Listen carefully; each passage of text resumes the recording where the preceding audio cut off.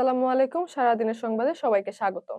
খালেদা জিয়ার চিকিৎসায় এভারকেয়ারে ব্রিটেনের চিকিৎসক বিষয়ভিত্তিক চিকিৎসা সহায়তার জন্য ব্রিটেন থেকে ডক্টর রিচার্ড বিলি এভারকেয়ার হাসপাতালে পৌঁছেছেন। তিনি খালেদা জিয়ার সাম্প্রতিক মেডিকেল রিপোর্ট পরীক্ষা করবেন। চিকিৎসার পরবর্তী পদক্ষেপ নেওয়ার আগে তিনি মেডিকেল বোর্ডের সঙ্গে পরামর্শ করবেন।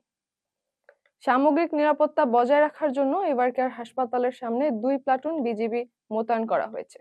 এমন পরিস্থিতিতে পুলিশ গতরাতে ব্যারিকেড দিয়েছিল, তবুও নেতাকর্মীরা ভিড় করতে এসেছেন। দায়িত্বে থাকা বিজিবি কর্মকর্তা কৌশলগত নিরাপত্তা দিয়েই বিষয়টি নিশ্চিত করেছেন। ডক্টর মোহাম্মদ ইউনূস জানিয়েছে, আগামী ফেব্রুয়ারি ত্রয়োদশ জাতীয় সংসদ নির্বাচন শান্তিপূর্ণ উৎসব মুখর হবে।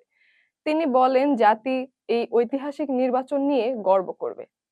তিনি সশস্ত্র বাহিনী ও ন্যাশনাল ডিফেন্স কলেজের প্রশংসাও করেছেন এবং বেগম খালেদার সুস্থতা কামনা করেছেন। অন্তর্বর্তী সরকারের বৈধতা নিয়ে লিভ টু আপিলের আদেশ বৃহস্পতিবার। অন্তর্বর্তী সরকারের গঠন ও শপথ নিয়ে করা রিট খারিজের বিরুদ্ধে লিভ টু আপিলের আদেশ বৃহস্পতিবার দেওয়া হবে। প্রধান বিচারপতির নেতৃত্বাধীন আপিল বিভাগের 7 সদস্যের বেঞ্চ শুনানি শেষে দিন ধার্য করেন।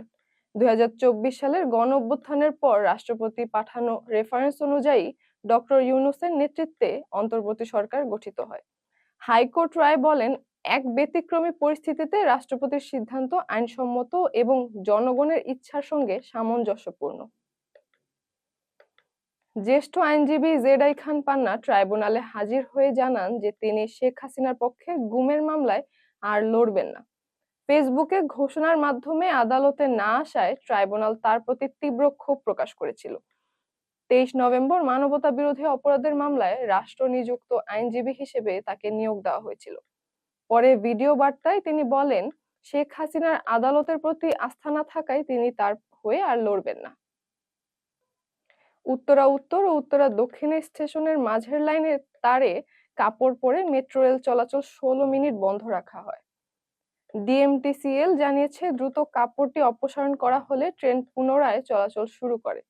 এছাড়াও সাম্প্রতিক সময়ে মেট্রো রেলের ঘটনায় কয়েকবার সাময়িক বন্ধের ঘটনা ঘটেছে। ডিআই এর বিশেষ সাঁড়াশি অভিযানে দেশের বিভিন্ন শিক্ষা প্রতিষ্ঠানে 1186 জন ভুয়া সনদধারী শিক্ষক শনাক্ত হয়েছে। এদের মধ্যে 4 শতাধিক শিক্ষকের সনদ জাল এবং 3 শতাধিকের সনদ অগ্রহণযোগ্য ঘোষণা করা হয়েছে। জাল সনদে এমপিও সুবিধা নেওয়া এসব শিক্ষকের কাছ থেকে 253 কোটি টাকা ফেরত আনার সুপারিশ করেছে ডিআইএ।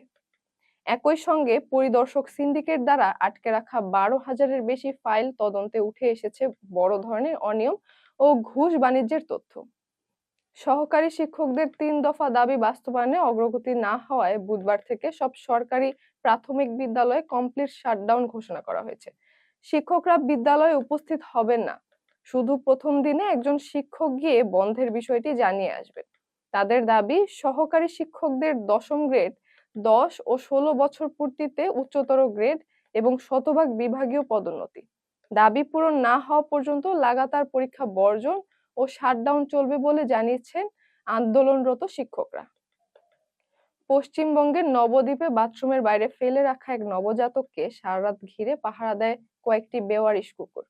স্থানীয়রা জানান, কুকুরগুলো কাউকে শিশুটির কাছে যেতে দেয়নি, শুধু ভোরে আলো ফুটতেই সরে যায়। বাসিন্দারা শিশুটিকে উদ্ধার করে হাসপাতালে নেন এবং চিকিৎসকেরা জানান শিশুটি সুস্থ আছে।